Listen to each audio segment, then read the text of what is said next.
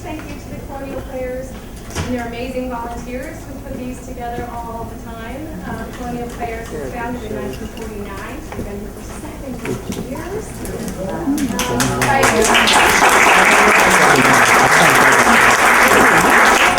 Bringing quality theater to Annapolis, which we've always been appreciative of.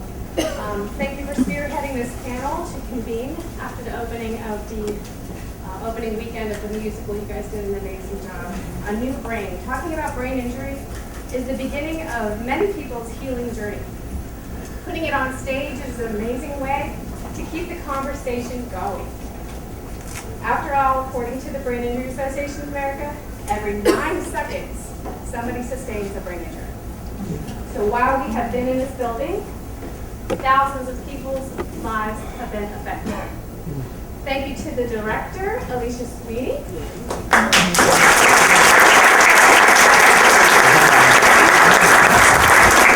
Musical director, Jessica Duskin.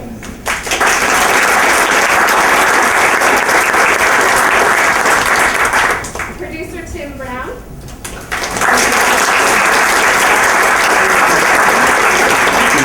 Thank you guys for directing and producing this amazing journey of healing, and the cast and crew who brought it to life right here.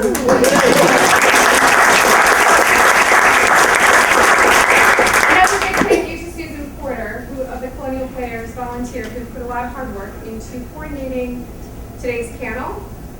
And she couldn't be here today. I was supposed to be part of the panel, but now I'm moderating. So be patient with me. I'm also very lucky because, as I said earlier, my name is Debbie Cottrell, and my name was given to the Colonial Players by a very special family who also happens to be made up of Colonial Player volunteers. And they happen to know me and have shared their own personal journey of healing through the years with me. I'm a rehabilitation counselor, a certified brain injury specialist, and a facilitator of the Brain Injury Support Group in Anne Arundel County. When people ask me what I do for a living, I get to smile and tell them that I walk among miracles every day.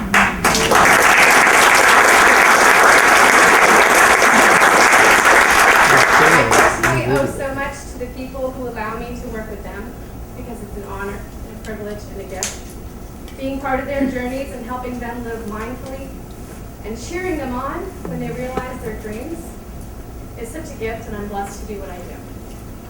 So, on the sideline, before I forget, and let the Brain Injury Association of Maryland know that we were here today, so they have brochures for anyone to take at the end of the program. There's also information from the Brain Injury Association of America and brainline.org. So feel free to take any of it, it's all free. So I'm going to introduce our panel, and we can ask questions after I've introduced them to you guys. First we have, start the show. Ara Dajani, did I say it correctly? Good enough. All right.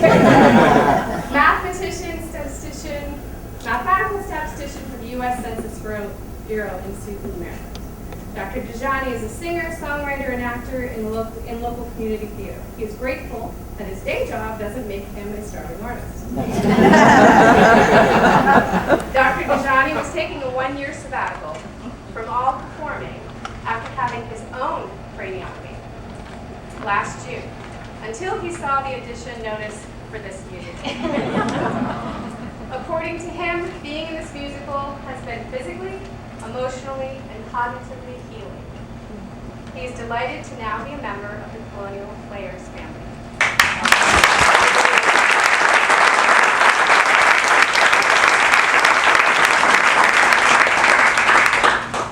We have another star of the show, Jack McCabe. Raise your hand. Certified physician assistant, internal medicine at Northwest Hospital in Randalltown, Maryland. Mr. McCabe was an ideal caretaker and patient advocate to Dr. Dajani O'Hara, the actor who actually underwent his craniotomy.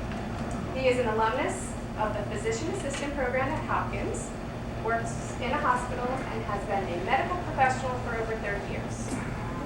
Mr. McCabe stayed by his partner's side for all 8 days that he was in the hospital, took a month off of work to help his partner recover. And they have been a couple for almost 7 years.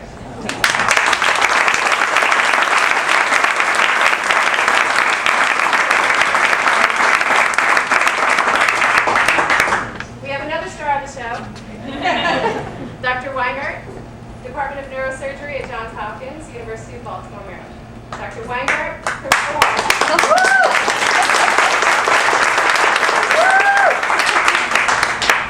Dr. Weingart performed the actual craniotomy on her last June. Our pastime.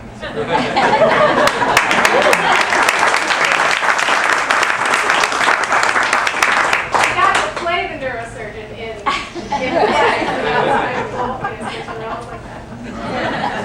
Unlike what happened in the musical, Dr. Weingart's procedure went far better than anticipated.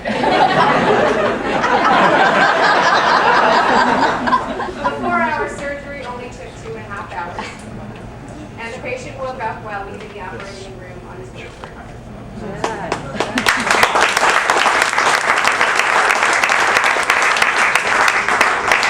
2 weeks after the procedure, happily Dr. Weingart reported that the tumor that was removed during the craniotomy was benign.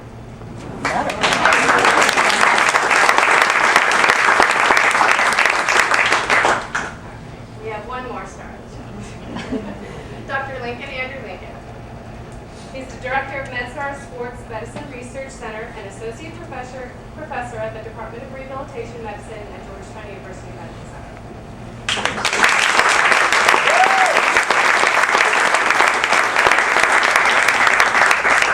Dr. Lincoln is a scientist who specializes in the epidemiology of concussion, sports injuries, and cardiovascular health for the U.S. lacrosse, NFL, jockeys, ultra-endurance athletes, and other active individuals. He's never been on stage before and expects that this will be as close as he has ever been.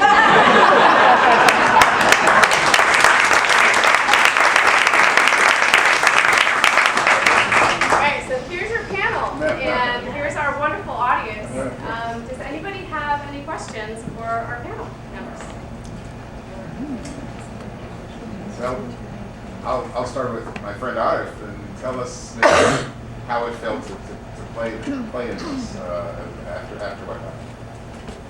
I have to tell you that I was terrified to come back to theater because I was afraid that I wasn't ready for a lot of lines, songs, choreography, and with all the encouragement of the cast and the entire staff, especially the director, Mr. Sweeney, I had the right role for me to return to theater.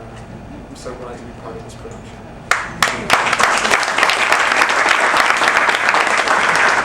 Well, this is sort of a medical question, Aaron. So, well, I'll ask you. You're the one who's the surgeon, right? On stage. On stage. So, what was it like, and how did you know?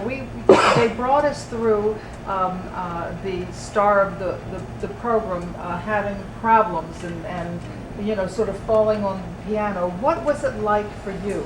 And how did you know that something was going wrong, that was so wrong, that you needed to go to the hospital right away? Okay, well, I was far more stuck. Go ahead. Yeah, I don't think that we knew until we went to the hospital. I'd been feeling tired and run down and sleeping a lot, but we thought he was burning the candle at both ends with work and with theater work. He was in 2 shows at one time, which we disagreed on. No, but there's some people here in the audience who actually saw me the final night that I performed before I called Jack to pick me up and take me to the hospital. Apparently, it was one of my most wooden performances. In fact, I had fallen out of my bed earlier in the day, and it took me a half hour to get up. And when I got up, instead of calling Jack, instead of calling 911, He did not call me, I'm sure, because he felt the show must go on. Because I would have said something very different once he described to me what had happened that afternoon. but in the musical that I was in, I got for that night, I got all my lines, got the 4 solos, got the choreography, got everything. But there was one part in about the middle of the play where, per the script, I sink to the ground and then later on in the song I get back up, but I couldn't get back up. So this was not happily, where I was a typical stage. So I basically slid off the lid so that I could, the lip, so that I could actually stand up that way, and then I basically walked back around. It was, when I came out of the lobby, and some people here in the room said, "What is wrong with you?" I said, "I just have to go." That's when I called Jack. Jack took me to the emergency room, and then everything happened for me. He literally found that he couldn't get up. I mean, I could comment on that a little bit in that, you know, in terms of the play also, is that, you know, our brains have the ability to compensate for many things. And so oftentimes people who have these kind of problems, you know, they're fine, and then it's almost like they fall off the cliff, so to speak, or the rug gets pulled out from under them. It's an instantaneous thing. And, you know, a week before, someone chalks it up to being tired or fatigued or overworked or something, but it tends to be a rather quick, you know, onset or realization that something's not right. And as you can imagine, you may have experienced it, you know, with other parts of your life or whatever. I mean, that's a pretty dramatic thing to happen. You know, you're on a path and you've got plans and A and B, and then suddenly, you know, it's like you're at the edge of the cliff and you're falling off. So in the play, you guys did a great job of sort of expressing how everything falls apart, and it's not just, I mean, the person it's obviously the most significant for, but everybody's connected to other people in their lives through many ways, and that, you know, it influences everybody in their life. And I thought, you know, in the musical they did a good job of showing how everybody else was, you know, pretty profoundly affected. Of course, the person that has the problem, you know, obviously you have to be a little selfish for yourself at some point. And so when you're in that position, you know, you need to be that way. So I thought they did a great job, but it really expresses or represents exactly what happens to people that have these kind of problems. So what kind of symptoms should we be looking for?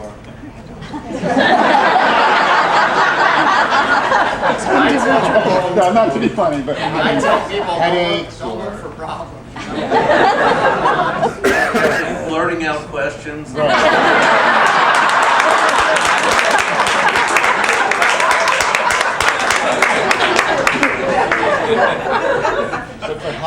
May I follow up, please?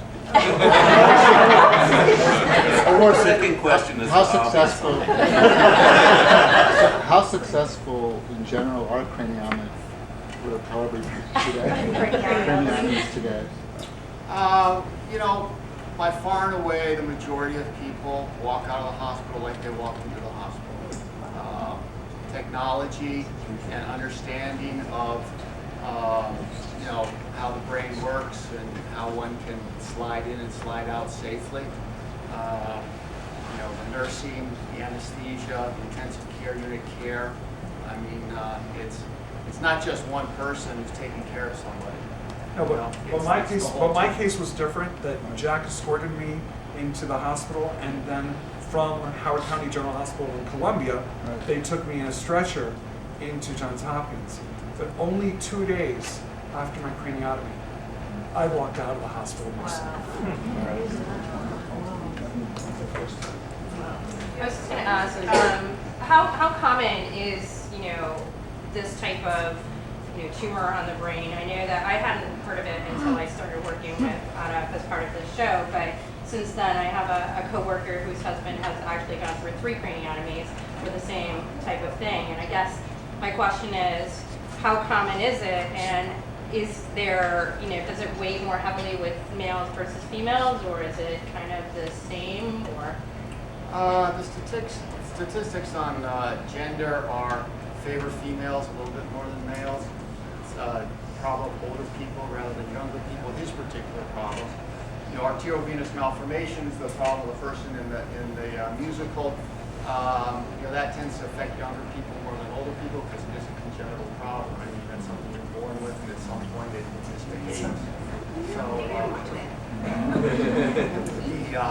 So when people ask that question about meningioma, which is his, ours problem, if you walk through the mall for a couple of hours, busy mall, you might pass 5 or 6 people that have it. If you go sit in a neurosurgeon's office, you'll see, 5, 10, 15 people that day walking through the office. And do people not know until something happens where Yeah, I mean, you're- many of them- now they fall off that cliff? It can be a very indolent problem. People can have them found if they have a head injury and they get a CT scan or an MRI scan for some reason.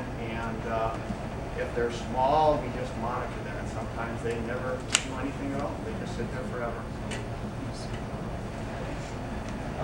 You said that you walk out of the hospital after 2 days. What happens the next week or 2 weeks? Aside. I was on Steroids. serious pain meds and opioids, yes. Steroids, Yes. That kept it going. Oh, but it's even better than that. I was not discharged to my house. Jack had favorably impressed the entire medical staff, so Dr. Weingart basically released me to Jack's house and said, quote, listen to Jack. Then 3 days later, I went and saw my primary care physician, and she said, listen to Jack. So I was under his care for 3 weeks, and he took off that time for work until I was able to get on my own 2 feet. And what kind of physical therapy? No. Patience on his part. Question back. Yes. As a survivor, if I can use that word, of an AVM, which affected, for the person who asked about symptoms, Yeah. my understanding for AVMs, it just depends on where in your head you have it, how you're going to react to it. Mine, I lost vision, and I had a horrendous headache that just wouldn't respond to anything. That was in 1990. I've done very well. I had just a little blind spot that I have to look for. But my question to you, to the doctor, is, once you know you've had that resection because you were born with that weak spot, do MRIs show other ones that could be, lurking in my brain? Yes, an MRI would show if anything else was developing somewhere else or some other problem, yes. So having one doesn't mean I have another one. And if they haven't told me there's something there, I shouldn't worry about it. I don't think you need to worry. Okay. I think the thing to be cautious of, and correct me if I'm wrong, Dr. Lincoln, on this one, is just to be more cautious of what your activity level is, because you don't want to injure your brain further once it's already been compromised once. Does that make sense? Am I wrong on that?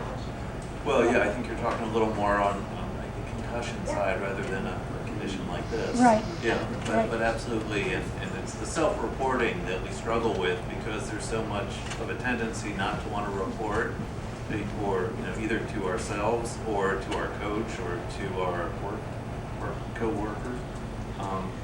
So we really struggle with that with the kids. We can barely get half the kids who play high school football to actually report that they're having a problem when they're concussed.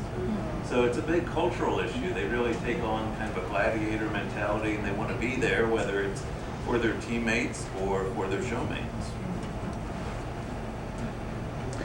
So Arf and I have a common fact. I also have an angioma. And she has this one.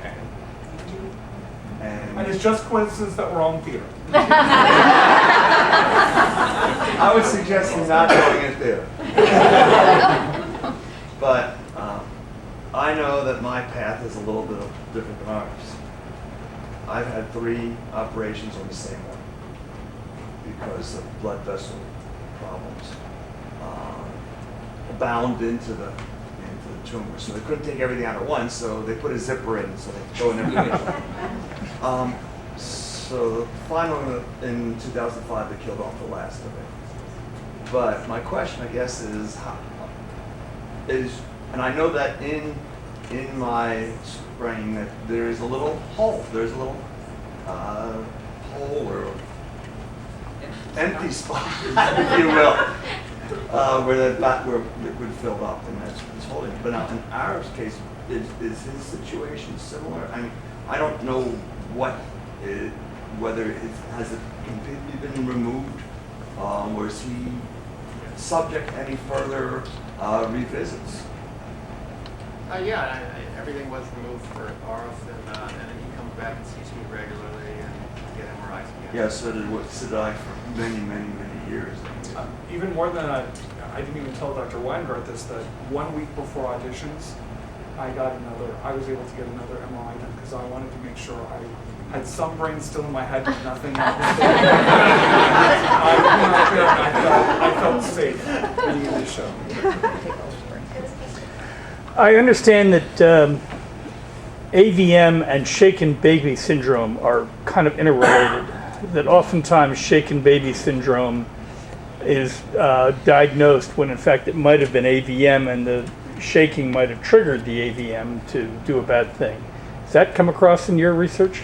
No, I know of no evidence to support that. Yeah, I think the shaken baby syndrome is more an acquired insult, if you will. So the child may not be born with that, but they're so young that I can see where there might be some confusion about what the origin is.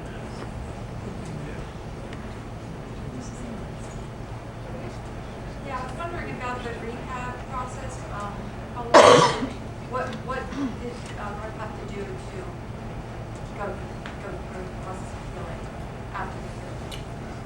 Actually, I was fortunate. I'm calling miracles for a number of reasons, and I learned this from one of my other doctors. I had massive headaches exactly where the meningioma was, but I attributed it to stress. And I took hydration tablets. I said I was dehydrated, everything else. But there were two things that went well. When I fell off my bed that afternoon, I fell on the left side, and the meningioma were on the right side. If I had fallen on the right side, it would have bled. And that would have been trouble in my brain, just like the physical. The other thing I was very fortunate is that I had been on and off with atrial fibrillation, with an uneven heartbeat. And happily, my heart stayed in sinus rhythm during the entire time, or that would have made it more complicated. So, to me, there was some serious alignment, and I'm just grateful that I had Dr. Weingart too. The great part about the play, though, is that it did represent some of that rehabilitation process. The physical therapy, you see them removing him, and they were making him do things before he even was ready to do them, against his will necessarily. But so it was a good representation of physical therapy, occupational therapy. Sometimes they have speech therapy, cognitive therapy, all of those things that can be part of a. Yeah, I mean, it depends on what part of the brain's been impacted. And oftentimes, it's not an eloquent part of the brain. So the person looks fine, they walk fine, they talk fine. But, you know, when you go through an experience, it's a stressful, I mean, I'm sure many of you have had surgery. I don't care what kind of surgery it is. It's a stressful experience to have surgery. It's not like you can just have it and just, you know, chalk it off and be done with it. So there's an emotional side to it. There's a energy and loss of a fatigue side of it, and that can be challenging to get over. I was stammering a lot when I was first recovering, and being in this production was absolutely helpful in my healing cognitively, so that I could speak fluidly. And having notes to sing made it that much easier for me. Wow. You were searching for words a lot. There's a question over here. I just have a question for Arif, but it's really for the cast. So was there anything that the cast did to prepare for this play to help them understand more about brain injury? Besides my oversharing, in other words. Well, the month of March is called Mindful March, and so it's to bring awareness to about brain injury. And I did not know that was something that was celebrated or talked about nationally. And so the cast, we did try to get involved with Mindful March and being aware and learning about stuff, whether it's just doing Google searches or doing stuff online or posting on Facebook in support of Mindful March. We also, we all have our Love Your Brain t-shirts that is an organization that helps with traumatic brain injury and bringing awareness like you said, that this is such a common, unfortunately more common than we all think. And I, for myself, just learned a lot just from directing the piece. And, you know, like I said, is Facebook spying on me, or is there a law of attraction? But I would just start to get things popping up, and as I searched and learned, and it has been a very eye-opening experience. So I would say that I let the script sort of do the research as far as the information, and I think it's more my job as an actor, I think some people maybe share this with me, is to form the relationship with people. And so that was sort of where my focus was with Roger and with Rhoda and with Mimi, as far as how that affected them. Also, I didn't want to know too much because he doesn't know anything about it. And so that is sort of, the audience knows enough that they need as far as the medical background, but also Gordon has no idea what's going on. So Right. for me to be clinical in my head didn't help. Also, I don't know, it's that we said it in the program, but this is actually an autobiographical musical that was written by the composer who wrote it. He suffered first arterial venous malformation, and so, you know, like we say in the program notes, you know, he turned this incident for him into art, and it was part of his healing process. So that same thing, like I didn't want to know too much, because, you know, then it kind of starts to cloud your creative process. But this piece is born out of an autobiographical experience with exactly what happens in the play. Yeah, hi. Hi, Debbie. I'm the contact from Debbie's support group, and the daughter of Connie Robinson, John Robinson. And the creator of the art.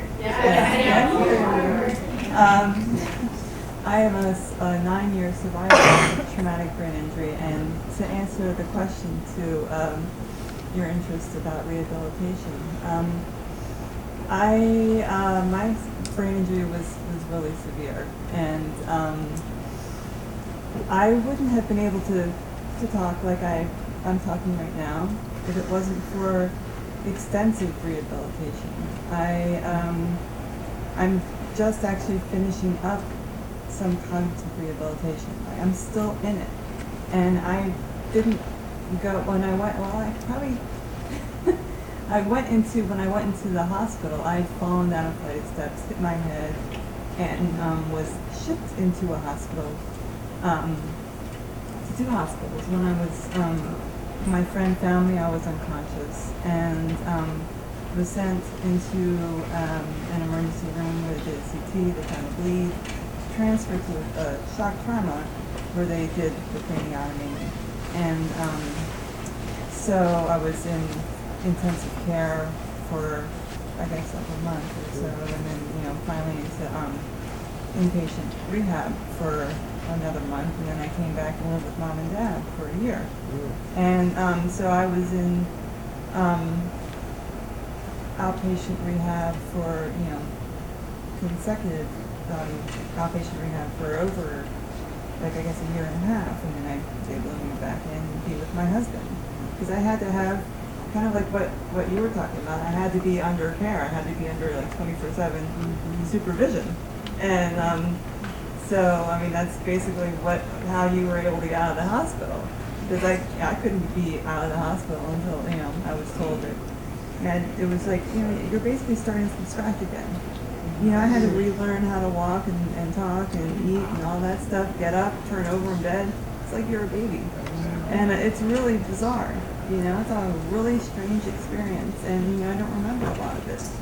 But, you know, it's like, here I am. Rehabilitation professionals that are within the medical system are amazing, but these medical professionals that end up being your loved ones who research and learn or may already know, they become your other rehab professionals within your own home.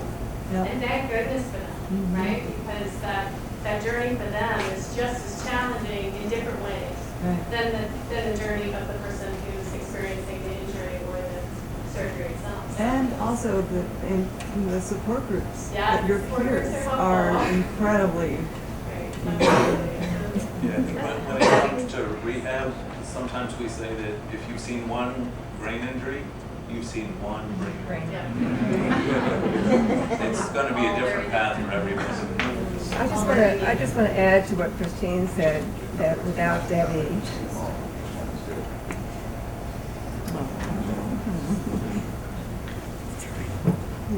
You're not that baby, huh? without Debbie, we couldn't have made the journey to where she is.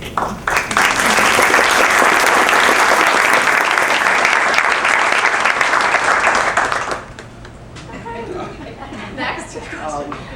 I'm wondering about the fact that the after effects of having surgery or a brain injury. What about the stigma attached to it from society? Can you address that at all about that question? His hair looked horrible. I missed it, what? His hair looked horrible. That was the not nice nurse who took care of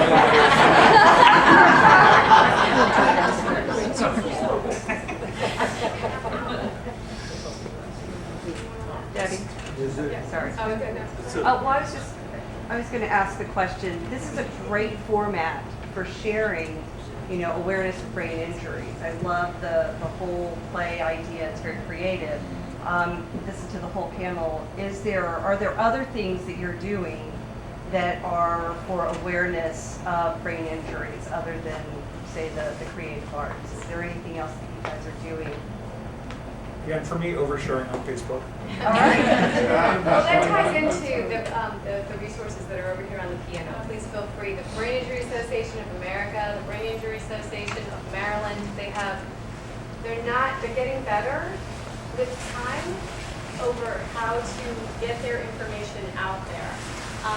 It's always a work in progress, but I will tell you, the more people, this is a great new way to get it out there, which I like because we need new things. We need exciting and fun things to go to that also give us information.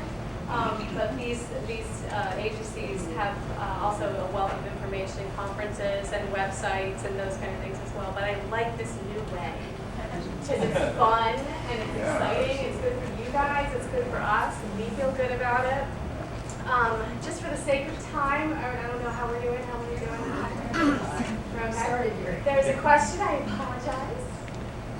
That's okay. I just wanted to know, what is a craniotomy? We remove a piece of bones from the skull, and then we do some surgery inside, and then we put the bone back on. So otomy means Latin, cut out a little island and put it back, and then cranium, of course, is Latin. This was written about 20 years ago and happened about 30 years ago. So my question is a craniotomy still the practice and solution for an AVM injury? That's I didn't realize it was so long ago because actually it's not. I mean, it's still done. Okay. Depending on location and size, but now there are other strategies. Some putting glue in the blood vessels, sometimes using radiation to treat them, and not. So it very much depends on the anatomy of the tangle of the vessels that determines what's done. Good question. What is AVM? An AVM is so our bodies are put together so we have arteries. They're big. They get smaller, smaller, smaller till you get to capillaries. And then they start building again to a little larger vein, little larger vein, little larger vein, until it gets back to your heart. So in arterial venous malformations, there are no capillaries in between. Okay, there are no small little blood vessels. So these are larger arteries that join up with veins without the intermingling of these little blood vessels. So when you have all these little ones, it's just like the sewer system, right? You got all this pressure at the beginning. When it gets to your house, not much pressure. There's some, but not a lot. If you didn't have all that branching, you'd have a lot of pressure. And so there's a lot of pressure in those blood vessels, which is why they can then break. I was just wondering, you said this was first produced, written and produced 20, 30 years ago. So has it been produced widely? And is Mr. Finn still alive? Yeah, he's still alive. He wrote, I guess, Falsettos is a really famous piece. Won the Tony for that, and he wrote Spelling Bee, which is a newer piece that a lot of people do. So I think half of us have been in it. Yeah, he's still alive. He's still working. He is a Tony Award winner. He lives. He works in Berkshire, Western Mass, and he's an artist in residence for a company there. So that's sort of his history now. But it actually happened after, and he you can look at Wikipedia, but this happened after he had just finished Falsettos, and in rehearsal for that on Broadway, he was not feeling well, went to the Tonys, and then it happened to be after that. So stressed out. God is like too much, and then, ZD. No, in the worst case, in his case, he was supposed to go to the University of Virginia Hospital to have a major procedure, and then he had the burst. And then he had to stay at the University Hospital to have the procedure done. Was he aware of your production? Was he aware of this production? Well, I mean, he's getting,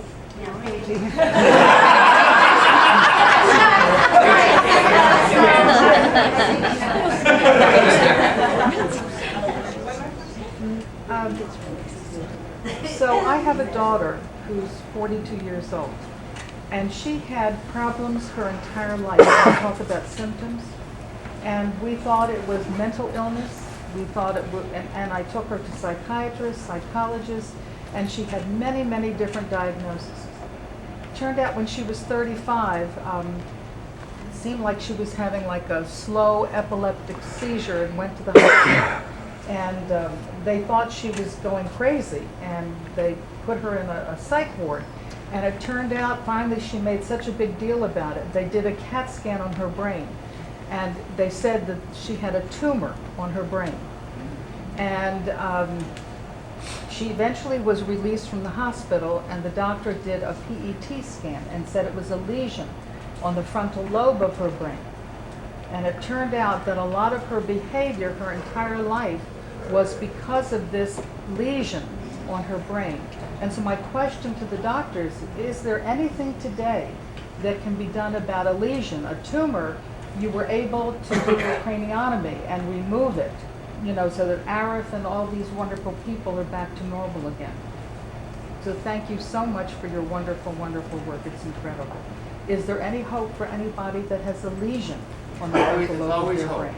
Right. So, but as whether surgery can impact what happens to that person depends on location, what the imaging suggests as what the diagnosis is, and sort of what the natural history of that problem will be as to whether the right approach is an operation followed by something, or not an operation and some other kind of treatment. So, there's all kinds of variations on the themes. And the second part of it is when you remove the tumor, there are different parts of the brain that this can affect. And so there's a possible damage as you're removing it. For Arif's in particular, what areas might have been impacted? So, you want me to elaborate on that? I'll give you He had no humor. When I met him, he had no humor.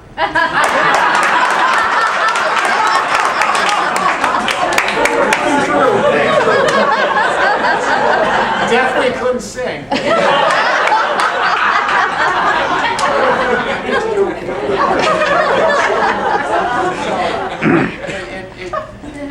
His problem was not intermixed with the substance of the brain itself.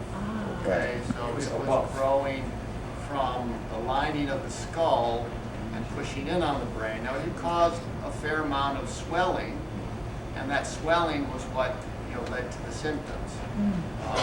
And so one, in his circumstance, really never goes through the surface of the brain to take the tumor out. There is a interface between the surface of the tumor in the brain, because it's sort of like you have a water balloon and you put your fist into the water balloon, right? The balloon is all around your fist. That's sort of what the concept is. How common is it that following this type of operation that the patient goes into a coma? It's very unusual. It can happen. With the arteriovenous malformation, so it's part of the normal blood system of that brain. Okay, so blood leaves that person's heart, it filters up to the head, and it follows those vessels. So when you disrupt that, then that's going to affect the whole blood supply. Not that it takes it away from the brain, but it redirects it, and that redirection can impact how that brain functions for a while. So in that particular, I don't know where that person's AVM was, but hypothetically it could happen, yes. So one more. I keep saying one more, but one more, and then I'm going to tie it up. This is not brain related, it's technical for the director. In the shower scene, how did you drain?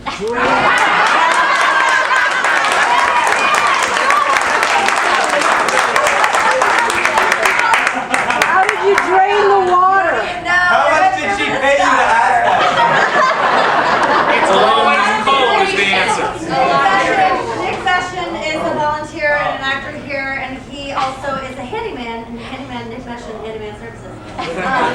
But he worked. I know. I said I really want this. I really want it to work, and he figured it out. So he spent a whole day drilling through this brick and running the water from. We have a shop here in the back. And it runs along these blue tubes here. And the stage managers start about at what? When the music still plays on? Don't Give In. Right up, okay. So during Don't Give In, they're warming up the water because it's not cold. It's cold.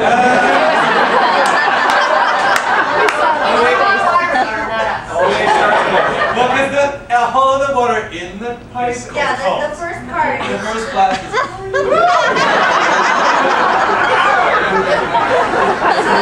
But yeah, he rigged this whole thing up.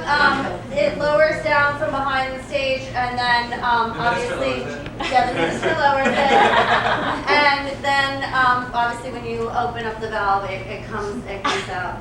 So I mean, Nick Session outdid himself. But my question is, how does it drain out? I saw Once you that. guys leave, we'll pull it down and we'll drain it into a bucket and. It's in the tub. Higher than you think in there, and it's far less water than it is here. It's barely covering the bottom in a thin layer. I got in the shower out if you want to look at that.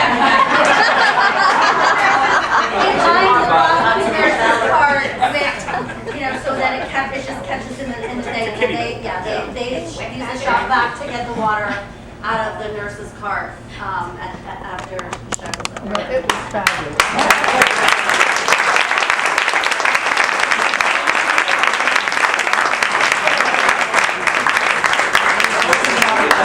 It has to be electrocuted, and also, there's a lot of things that could go wrong in that scene. So we could probably be here all evening talking about brain injury and the wonderful lives and the wonderful healing journeys of so many people and this was just great to see it come out in a different way, in an artistic way, in a joy-filled way. Want to thank everybody for coming out. Thank you all the participations. Art has something special. If you're leaving, Art has something special you might miss. I just encourage people that no matter what level of injury or brain issue you might have, whether it's through an acquired brain injury or a surgery, having a joy-filled life is huge in your recovery. Finding your passions, exploring your passions, trying new things, surrounding yourself with people like we are today is so important in your recovery and your well-being. I encourage everybody to keep telling your stories, because the stories become plays, the plays become connections, the connections become conversations, and we end up gaining every single time. So thank you again for coming, and Arab has something special for you guys.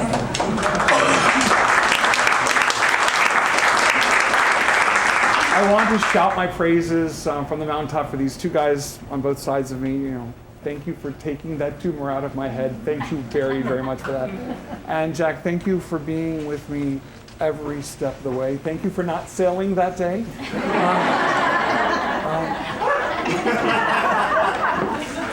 I'm a shopping. No, but in my case, I wouldn't have gone to the hospital. I was worried that, how would I recuperate, and you took care of me afterwards as well.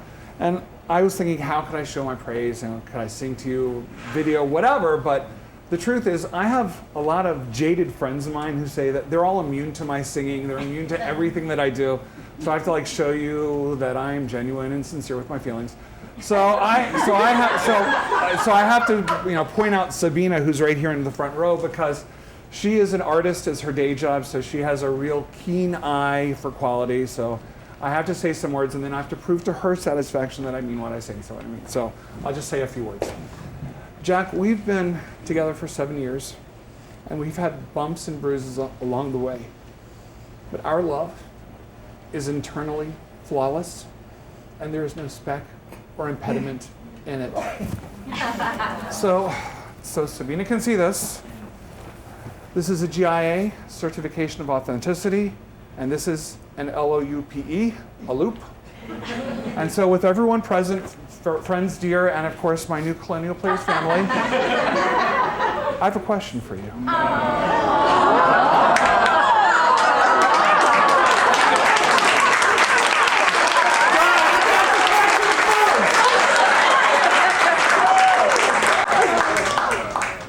This has been 2 months in the making. Will you marry me? Oh, God, yes.